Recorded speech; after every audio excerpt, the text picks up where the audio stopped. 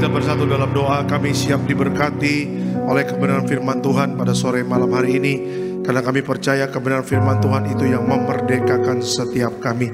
Sembuhkan yang sakit Tuhan, berikan kelegaan kepada yang berbeban berat.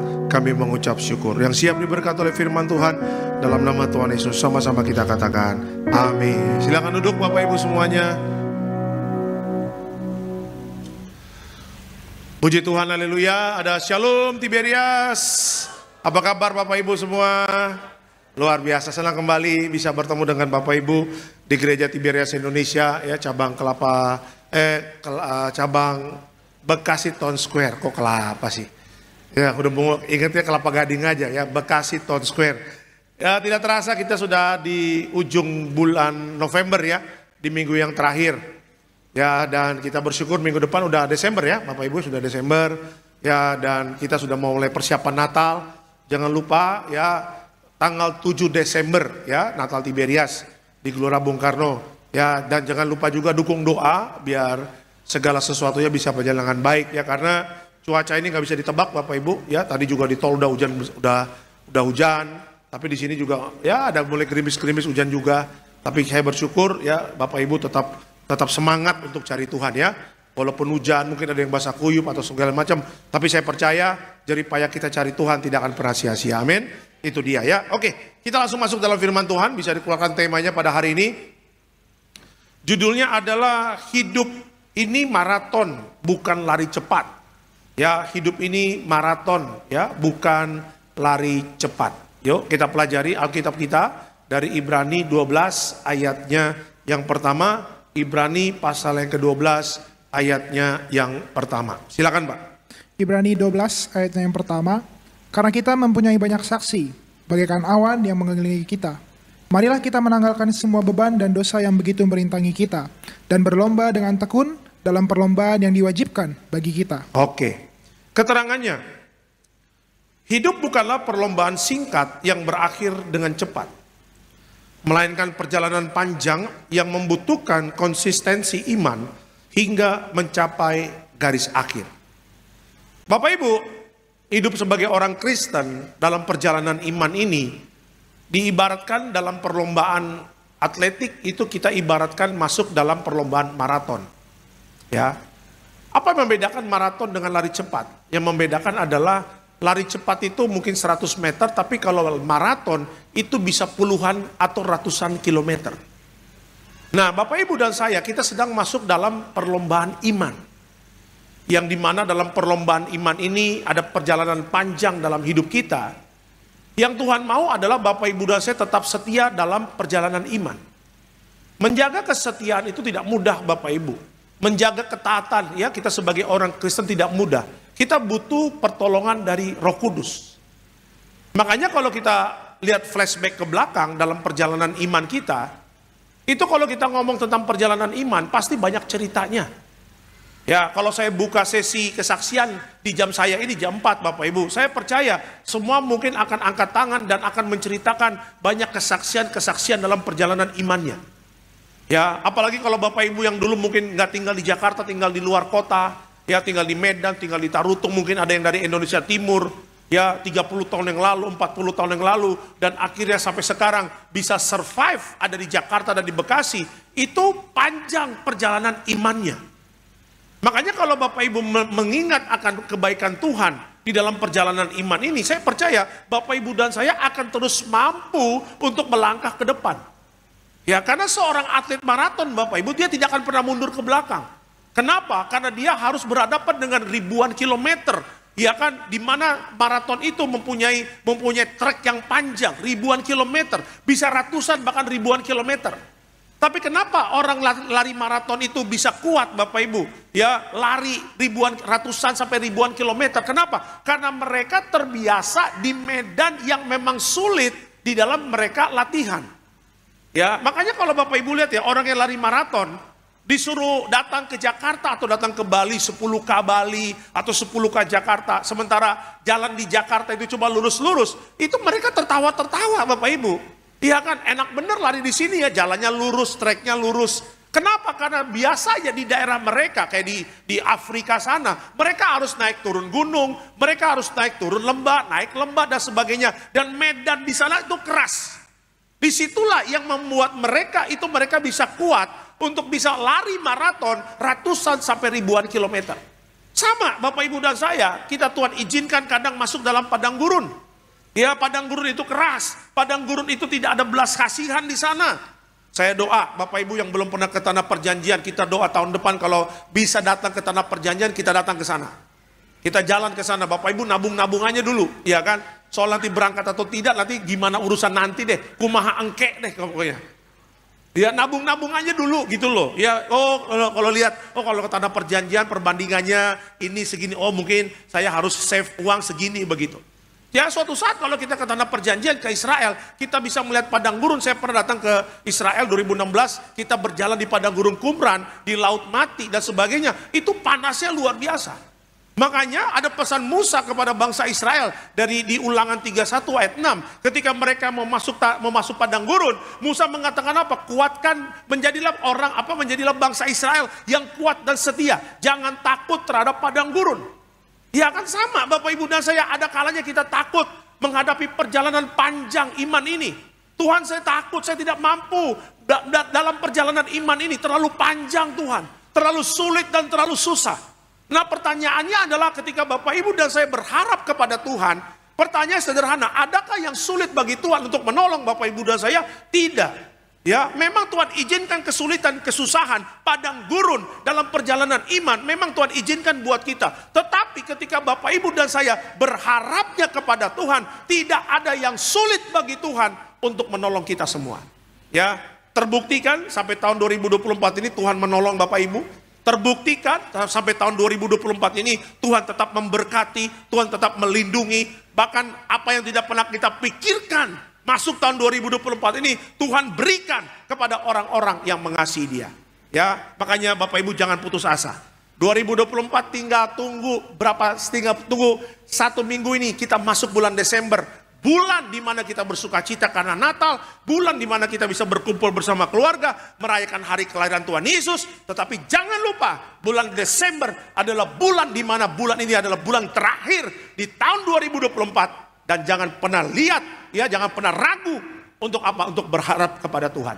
Ya, 2024 akan berakhir sebagaimana Tuhan menjaga Bapak Ibu dan saya dari mulai Januari sampai masuknya ke Desember. Saya percaya 2024 akan kita tutup dengan sempurna bersama Tuhan.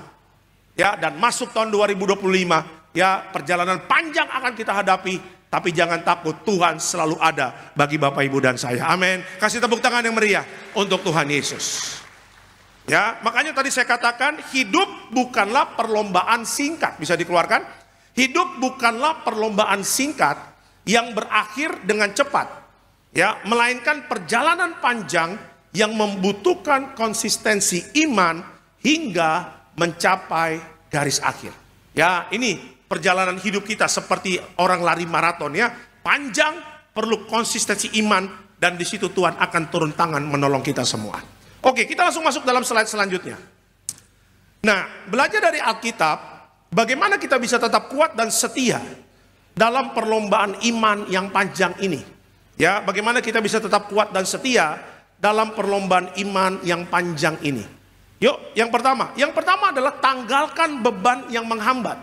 Untuk bisa masuk dalam perjalanan iman, tanggalkan beban yang menghambat. Kita lihat lagi ya, Ibrani 12 ayat yang pertama. Sekali lagi kita baca ini. Silakan Pak. Ibrani 12 ayat yang pertama. Karena kita mempunyai banyak saksi, bagaikan awan yang mengelilingi kita. Marilah kita menanggalkan semua beban dan dosa yang begitu merintangi kita, dan berlomba dengan tekun dalam perlombaan yang diwajibkan bagi kita. Oke, keterangannya apa? Beban seperti dosa, kekhawatiran, dan luka masa lalu dapat memperhambat langkah kita. Menyerahkan semua itu kepada Tuhan membantu kita berlari dengan lebih ringan dan fokus. Bapak Ibu, kalau kita melihat pelari maraton dengan pelari 100 meter, itu ukuran badannya itu sangat berbeda. Coba Bapak Ibu lihat sprinter-sprinter yang 100 meter Amerika, itu badannya gempal-gempal, otot tangannya, waduh, otot pahanya sampai pecah. Itu karena apa? Ototnya besar. Dia punya betis itu naik ke atas Bapak Ibu. Ya, makanya kalau kita lihat sprinter-sprinter Amerika kayak tukang pukul Bapak Ibu, itu padahal 100 meter loh. Kayak binaraga. Tapi Bapak Ibu lihat, pelari maraton dari Afrika, dari Kenya, Zimbabwe, kayak nggak pernah makan Bapak Ibu. Kayak orang kelaparan, badannya kurus kering. Ya kan, karena apa? Karena untuk maraton memang tidak diperlukan badan yang gempal, badan yang berat badannya tuh ada kualifikasinya. Nah, makanya untuk lari maraton setiap penghambat berat badan itu salah satu penghambat. Dia harus kurus, dia harus slim. Supaya apa? Supaya dia bisa lari lama. Ya, menghadapi ratusan dan ribuan kilometer. Sama, Alkitab tadi mengatakan apa? Bahwa kita harus menanggalkan beban yang menghambat perjalanan iman kita. Ya, Bapak Ibu, menghambat perjalanan iman kita apa bebannya? Yang pertama, saya catat. Yang pertama, beban seperti dosa. Ya, dosa itu menghambat perjalanan iman. Ya, dosa itu menghambat berkat Tuhan. Dosa itu menghambat mujizat yang Tuhan mau berikan kepada Bapak Ibu dan saya. Dan dosa itu membawa Bapak Ibu dan saya kepada kehancuran. Makanya Alkitab mengatakan upah dosa adalah binasa.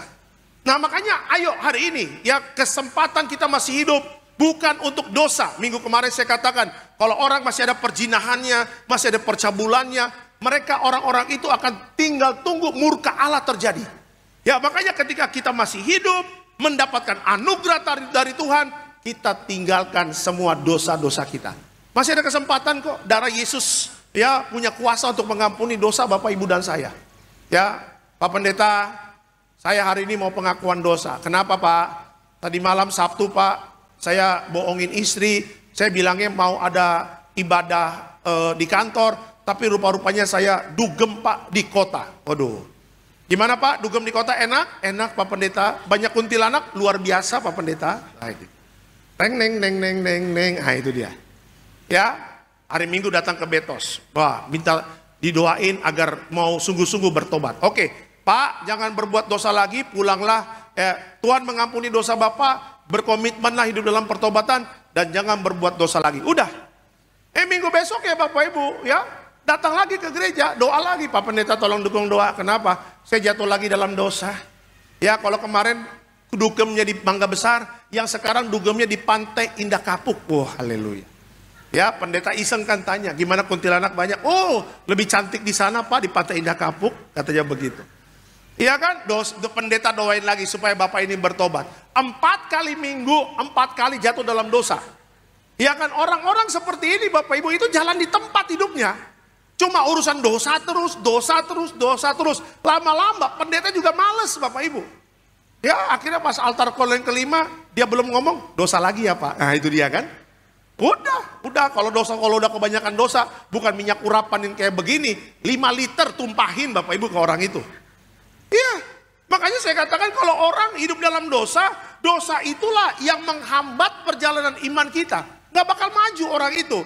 Sementara Tuhan sudah mempersiapkan berkat di masa depan, Tuhan sudah mempersiapkan mujizat di masa depan, Tuhan sudah mempersiapkan sesuatu yang besar di dalam cita-cita kita untuk meraih kesuksesan. Tetapi karena dosa, itu menghambat perjalanan iman kita. Ya, makanya mumpung masih ada kesempatan, mari kita tinggalkan dosa, minta ampun sama Tuhan. Saya percaya Tuhan kita adalah Allah yang mengampuni kita. Amin.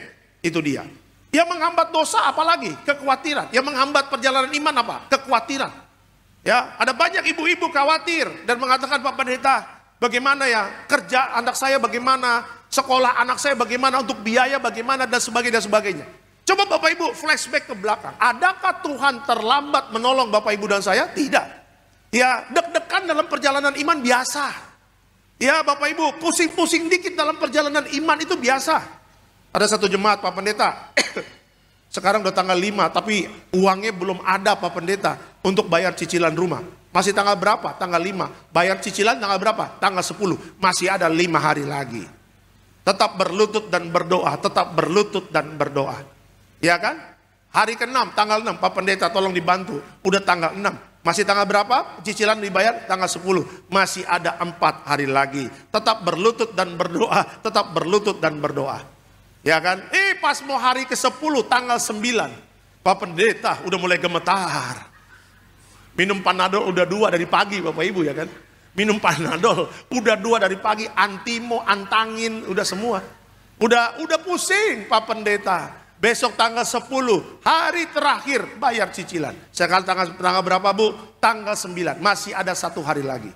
Udah, pas tanggal 10 bangun pagi, disitulah berkatnya ada.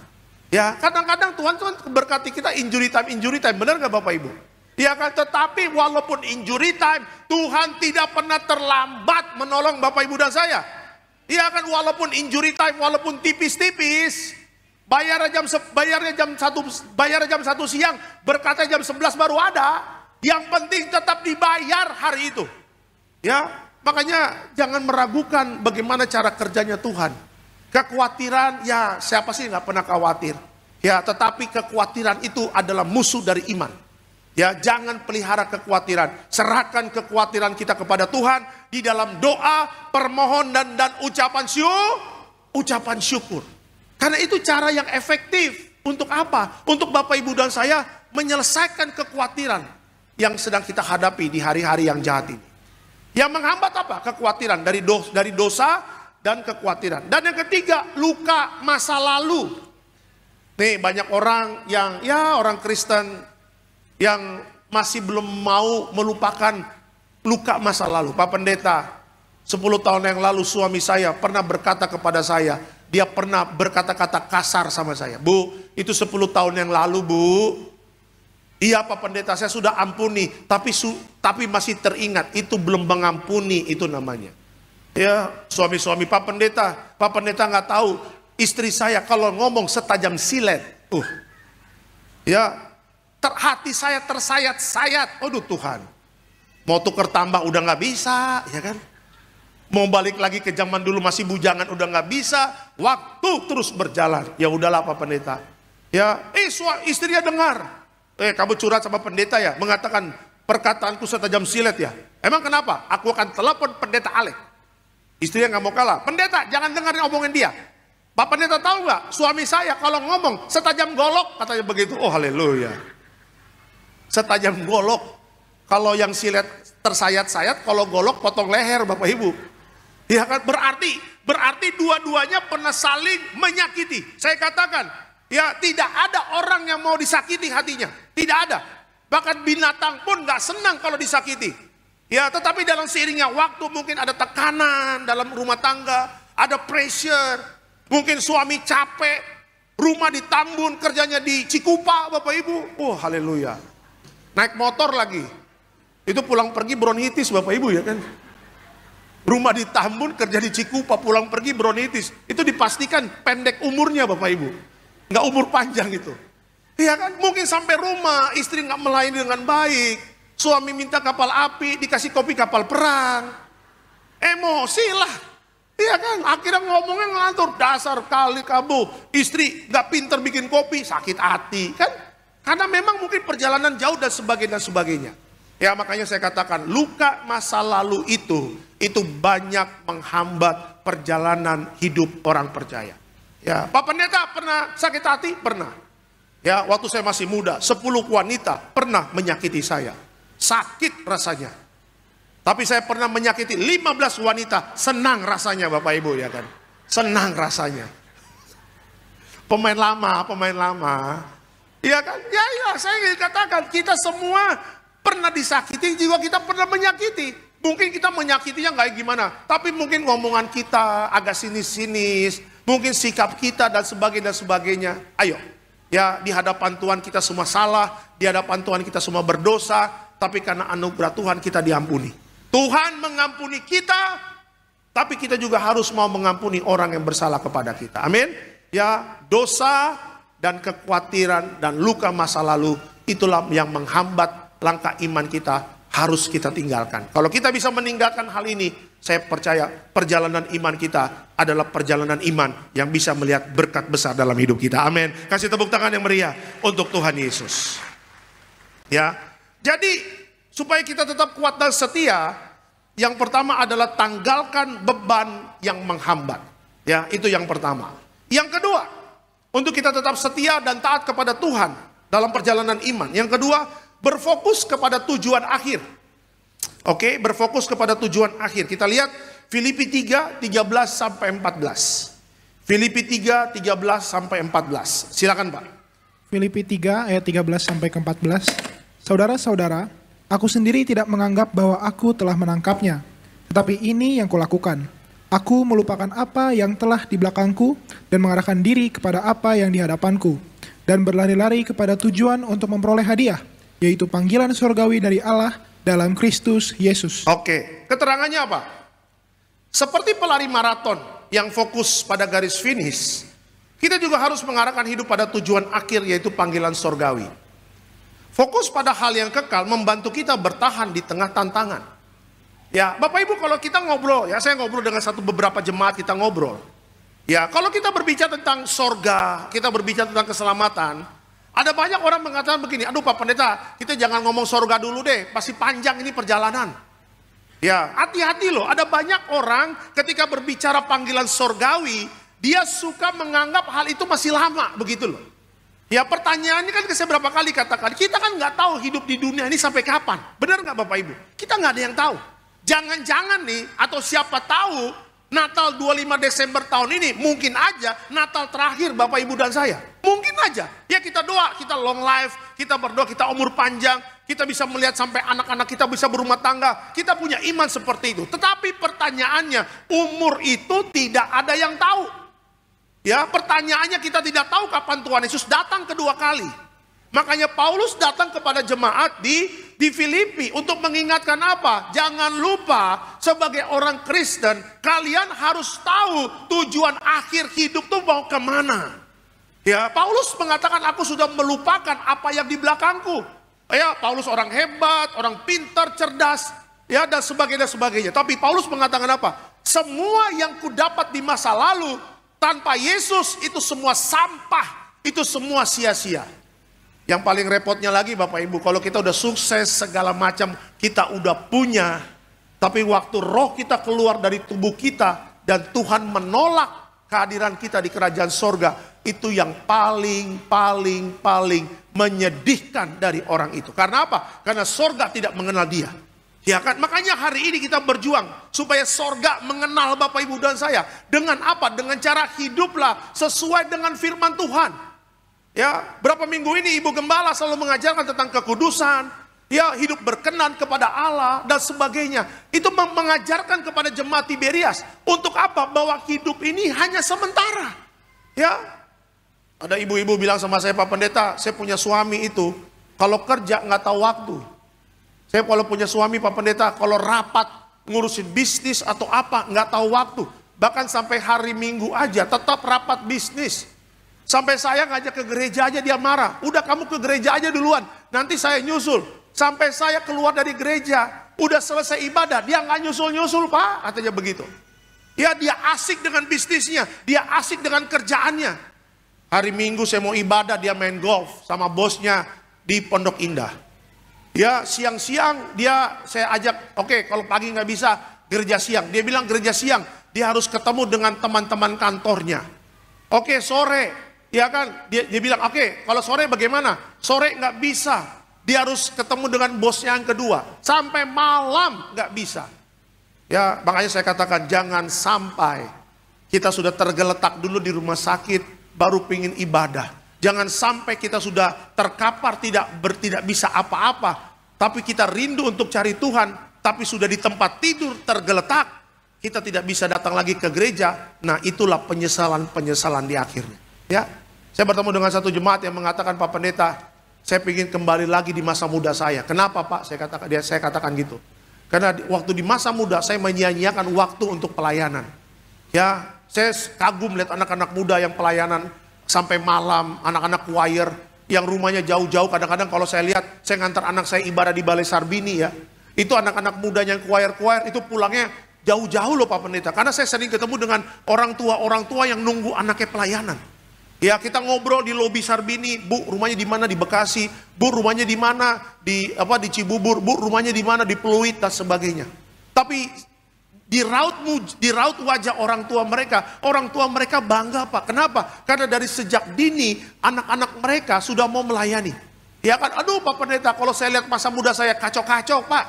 Ya malah tua-tua gini saya mau melayani, tapi saya melayani apa? Dia bilang begitu. Ya makanya saya katakan, ayo, ya hidup ini hanya sementara. Ingat, lupakan yang lalu, kita bergerak ke depan. Menerima panggilan sorgawi, yaitu apa? Menjadi anak-anak kerajaan sorga. Amin. Kita ditetapkan untuk jadi warga sorga. Ya jangan sampai lepas itu kerajaan sorga dalam hidup kita. Ya karena kalau waktu roh ini keluar dari tubuh kita, sudah tidak ada lagi kesempatan untuk bertobat. Ya kembalilah kepada Tuhan. Ya makanya ayo, ya jangan malas ibadah. Kadang-kadang kalau jemaatkan, Pak, malas ibadah karena hujan. Lihat ini di luar hujan, tapi jemaat Tiberias Betos tetap datang. Jeripaya Bapak Ibu tidak akan pernah sia-sia. Amin. Kasih tepuk tangan yang meriah untuk Tuhan Yesus. Iya, saya salut Bapak Ibu, walaupun di luar udah mendung. Tadi di tol juga udah hujan. Saya tadi ngobrol sama tim, wah ini jemaat gimana nih? Tapi kalau saya lihat jemaat Bekasi, militan. Pak, hujan doang kecil, banjir aja akan kita seberangi, Pak. Ya kan, banjir aja kita akan tetap ibadah. Gempa bumi, gak usah takut, Pak. Udah, ya pernah waktu itu zaman dulu di Moi itu mulai ada gempa tuh, waktu jemaat justru udah ngingetin saya. Pak Alek ingat gak dulu waktu di Moi ada gempa? Yang Pak Alek bilang jangan takut, jangan takut. Oh iya saya bilang. Itu sebelum Covid tuh, ya. Kita lagi khotbah semangat kan. Tiba-tiba bergetar. Ya kan, gak mungkin juga pendeta yang keluar duluan Bapak Ibu ya kan. Saya juga pengen lari rasanya. Cuma ya udahlah saya kasih jemaat tenang ya, tenang. Saya sambil lihat pintu keluar kemana ya. Aduh. Saya juga pernah tuh Bapak Ibu ya, ada satu jemaat di Pramuka, apartemen Pramuka tuh, yang di pinggir tol itu tuh. Waktu itu kita lagi ngurapin, dia punya satu tempat, dia bikin usaha di situ. Nah kita lagi pujian penyembahan tuh Bapak Ibu, ya saya sama tim waktu itu lagi pujian penyembahan, lagi ngurapin tempatnya. Itu tiba-tiba lagi pujian penyembahan, kita nggak tahu rupanya lagi gempa. Ya pas kita beres pujian penyembahan, beres doa, terus saya keluar kan, lihat begini kan, kok orang pada kumpul-kumpul semua di luar. Ya kan, yang lain kiri kanan orang buka usaha lari semua. Cuma kita saya bersama tim waktu itu bersama yang ownernya, kita masih tetap di situ. Akhirnya saya teriak, Mas kenapa Mas? Gempa Pak? Gempa, katanya begitu. Padahal kita lagi pujian penyembahan gak kerasa loh Bapak Ibu loh. Akhirnya ya udah gempa, ya udah pelan-pelan turun. Kan gak usah pakai lift kan, masih ada tangga. Pelan-pelan turun tangga. Pas sudah di jalan raya kabur ya kan Bapak Ibu ya kan. Ya makanya tuh saya katakan manusia itu banyak yang terbatas ya. Kita semua terbatas ya. Tapi saya percaya kalau kita di akhir zaman ini militan cari Tuhan. Walaupun hujan mungkin capek. Tapi saya percaya jeripaya Bapak Ibu dan saya cari Tuhan tidak akan pernah sia-sia. Amin. Kasih tepuk tangan yang meriah untuk Tuhan Yesus. Ya jadi ingat ya tujuan akhir kita adalah jadi warga sorga. Ya, jangan sia-siakan kesempatan yang sudah Tuhan berikan.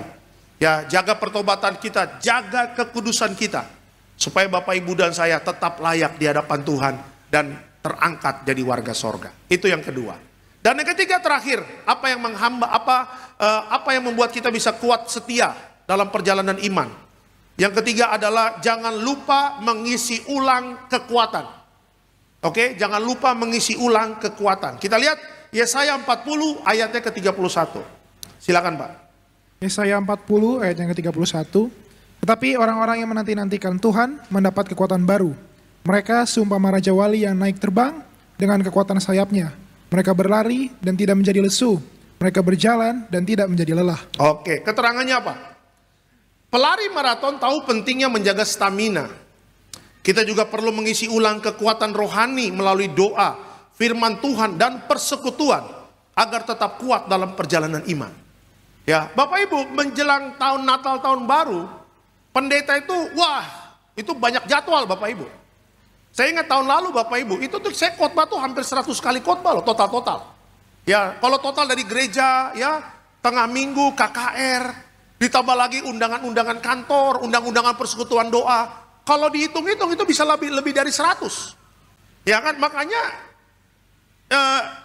menjelang Natal tahun baru ini, ya kalau ada hari-hari yang lagi off Bapak Ibu, Itu ibarat kita di pendeta, kita harus istirahat. Kenapa? Karena waktu ada istirahat, disitulah ada kekuatan yang baru di dalam fisik kita. Ya, kayak sekarang, waduh, udah tambah umur ya. Seberes mandi pakai minyak kayu putih. Iya kan? Ya kan, bilang sama istri saya, tolong punggung minyak kayu putih. Ya, minyak kayu putih. Udah gitu telapak kaki dua-dua pakai minyak kayu putih. Tadi malam tuh juga tuh. Pakai minyak kayu putih, pakai kaos kaki. Ya kan, tidur pakai training, malamnya pakai kayak hoodie kan, biar hangat. Tambah lagi selimut. Istri saya bilang, opung. Faktor U, iya kan? Ya, Bapak Ibu lihat, kalau dulu kita umur 20, wah, tidur buka baju, kipas angin, kuat Bapak Ibu.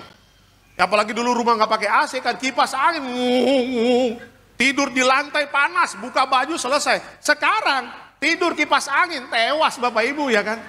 Selesai kita, kerokan masuk angin bisa bronkitis.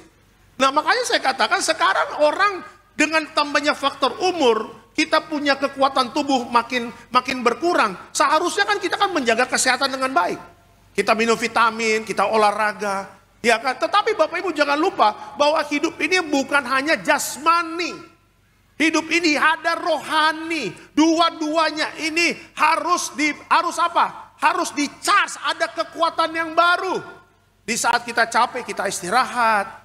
Di saat kita capek setelah istirahat kita minum vitamin, kita makan sehat, 4 sehat 5 miliar Bapak Ibu, ya kan? Ya, kalau kita makan sehat kan itu memberikan kekuatan yang baru dengan jasmani kita. Nah, kalau rohani bagaimana? Makanya saya katakan tadi, bisa dikeluarkan lagi kata-katanya. Pelari maraton tahu penting menjaga stamina. Ya, kita juga perlu mengisi ulang kekuatan rohani melalui doa, firman Tuhan dan persekutuan. Ya, ada orang bilang begini Bapak Ibu, Pak Pendeta, saya nggak pernah absen lari pagi. Oke, tapi doa paginya bagaimana? Nah, itu dia banyak absennya Pak Pendeta. Ya, Pak Pendeta, saya tidak pernah absen senam pagi. Tapi doa paginya bagaimana? Nah itu dia banyak orang yang absen doa pagi. Senamnya nggak pernah absen, olahraga paginya nggak pernah absen, tapi doa paginya banyak absen.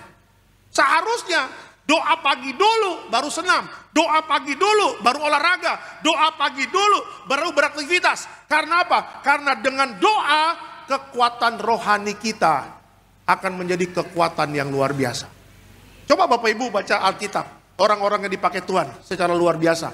Mereka itu punya jam doanya. Oh ngeri-ngeri sedap loh Bapak Ibu. Elia bisa turunin hujan. Itu karena doa. Elia bisa bikin stop hujan. Itu karena doa. Ya, Daud melawan Goliat. Itu karena doa. Yusuf bisa kuat di penjara. Itu karena doa. Ya kan, ada banyak masalah bisa kita lewati. Itu karena apa? Itu karena doa.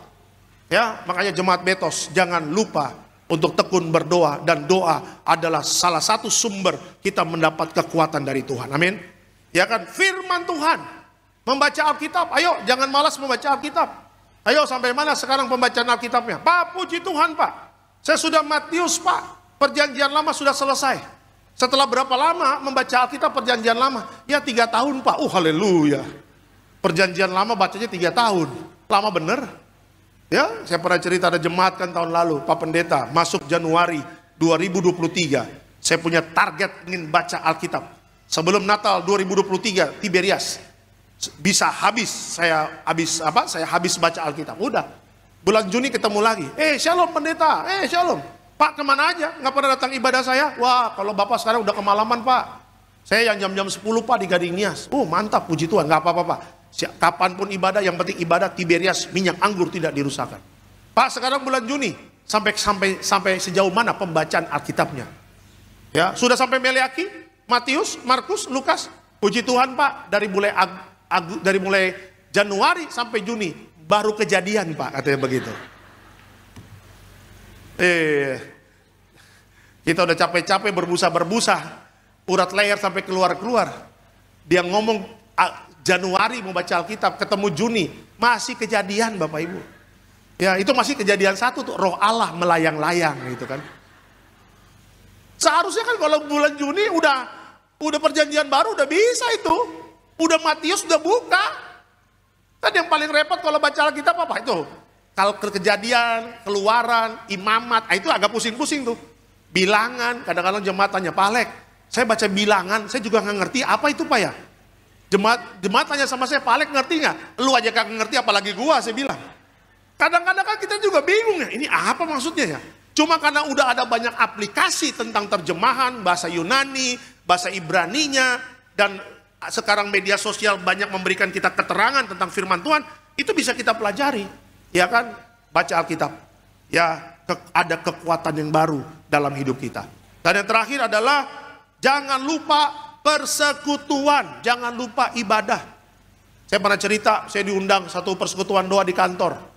Ya, di kantornya itu 100 orang Kristen yang kerja di situ ikut ibadah, tapi yang datang tiap minggu kadang cuma 15, kadang cuma 20. Di kantor itu saya pernah diundang. Ya, ketika beres khotbah saya diajak makan kan. Pak Alek jangan pulang dulu ya, kita makan dulu. Oh puji Tuhan, pertolongan Tuhan tepat pada waktunya. Ya, setelah beres lagi makan dia tanya, Pak, ya bagaimana caranya nih Pak, persekutuan doa kita di kantor, nggak banyak orang. Orangnya kok datangnya malas ya? Saya tanya, yang datang hari ini berapa? 20 Pak. Yang anggota di kantor ini orang Kristen berapa di data? 100 Pak. Wih, jauh bener ini. Ya, tiap Jumat ibadahnya 20, tapi yang ada di grup WA-nya, orang Kristennya 100. Ya, saya bilang, saya sambil ketawa, ini pasti banyak nanti pas Natal. Ih bener Pak Pendeta, bener. Sama kalau di gereja juga begitu, saya bilang. Iya, dari Januari sampai November, banyak sih banyak, tapi lebih banyak lagi Desember dan Tahun Baru. Itu Kristen-Kristen pohon Natal keluar semua itu. Iya, pohon Natal keluar dari gudang, mereka juga keluar dari gudang. Nanti pohon Natal dibungkus, mereka juga masuk gudang juga Bapak Ibu ya kan. Tapi jemaat Betos adalah jemaat-jemaat yang setia sama Tuhan, amin. Kasih tepuk tangan yang meriah untuk Tuhan Yesus.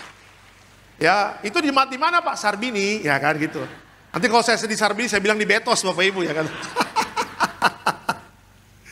Jangan lupa ibadah ya.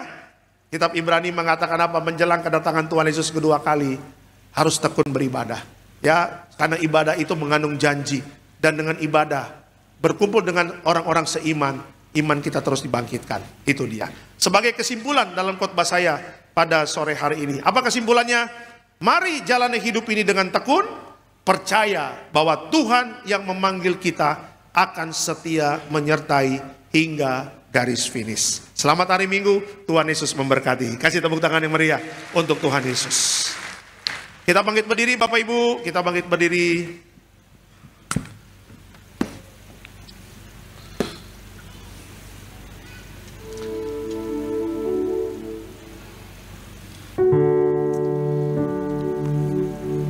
Besar dan ajaiblah karyamu, adil dan benarlah jalanmu. Terima kasih Tuhan Yesus. Kami mengucap syukur di masa-masa sulit ini Tuhan tetap ada memberikan pertolongan dan mujizat dalam hidup kami. Terima kasih Tuhan Yesus. Terima kasih Tuhan Yesus. Besar dan ajaiblah, besar dan ajaiblah karyamu, adil dan benarlah jalanmu. Raja segala bangsa yang maha kuasa, mulia namanya. Besar dan ajaiblah karyamu, adil dan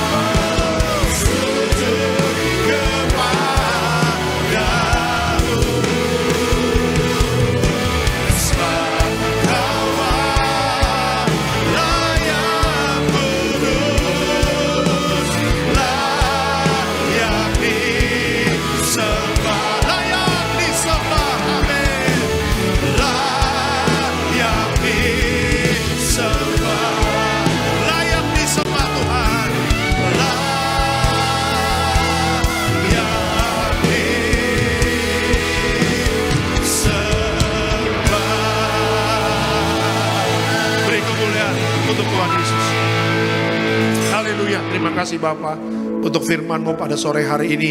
Dan sebentar kami akan perjamuan kudus. Hamba mendoakan agar setiap pekerjaan usaha Bapak Ibu, apa yang dikerjakan Tuhan buat berhasil. Kita tolak gagal, kita tolak bangkrut. Penyertaan Tuhan membuat kita berhasil. Apapun yang kita kerjakan untuk kemuliaan nama Tuhan. Yang siap memberkati pekerjaan Tuhan dalam nama Tuhan Yesus.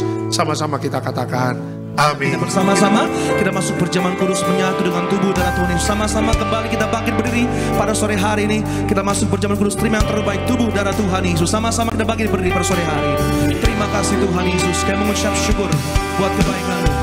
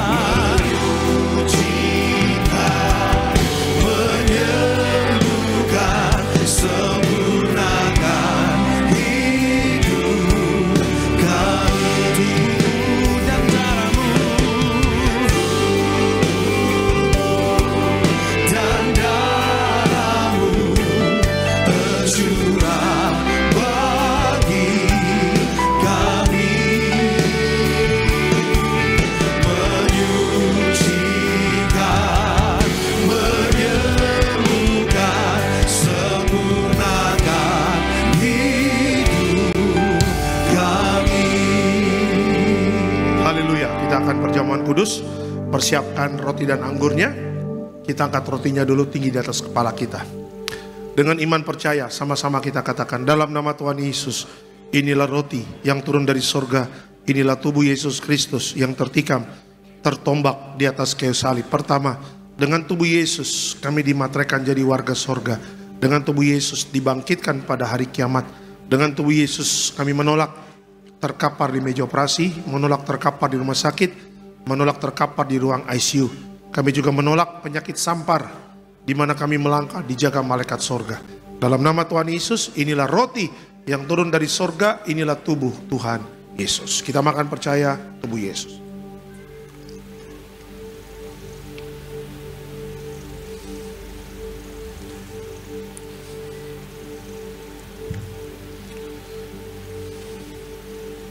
Kita angkat anggur yang kita doakan menjadi darah Yesus. Sama-sama kita katakan dalam nama Tuhan Yesus, inilah darah Yesus Kristus sebagai perjanjian baru yang kekal. Pertama kami bertobat, minta ampun sama Tuhan atas setiap dosa dan pelanggaran kami. Dengan kuasa darah Yesus menghancurkan setan dan perbuatannya.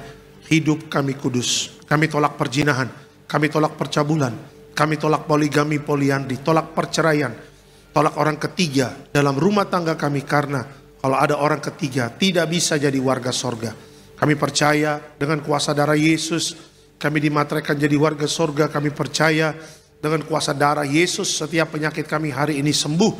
Kami tolak sakit jantung, kami tolak sakit paru-paru, kami tolak sakit ginjal, kami tolak sakit diabetes, hepatitis, kami tolak darah tinggi, darah rendah, kami tolak stroke, kami tolak kanker, tumor, kista, miom, kami tolak mandul, kami tolak keguguran. Kami percaya dengan kuasa darah Yesus hari ini aku sehat, aku sembuh, mujizat terjadi. Jangan diminum dulu Bapak Ibu. Mari kita berdoa secara pribadi untuk setiap permasalahanmu, untuk rumah tangga, keuangan, kesehatan, juga tentang pertobatan. Doakan sama Tuhan. Serahkan segala kekhawatiranmu kepada Tuhan, karena Tuhan yang memelihara hidup kita. Haleluya. Sama-sama kita katakan dalam nama Tuhan Yesus, perjamuan kudus ini kuasanya lebih dari roti mana. Yang pertama, dengan kuasa perjamuan kudus, makan tidur diberkati, tidak miskin, tidak kekurangan. Dengan kuasa perjamuan kudus, kami mulia jadi warga sorga. Dengan kuasa perjamuan kudus, punya roh majikan, roh miskin, roh bangkrut, roh gagal, kami tolak. Agar pekerjaan kami, usaha kami, bisnis kami, toko dagangan kami, studi anak-anak, pelayanan, rumah tangga, diberkati Tuhan ratusan ribuan kali ganda. Dalam nama Tuhan Yesus, segala dosa, sakit, penyakit, kutuk sudah selesai, diangkat di atas kayu salib. Inilah darah Tuhan Yesus, inilah darah Tuhan Yesus. Kita minum percaya, inilah darah Yesus.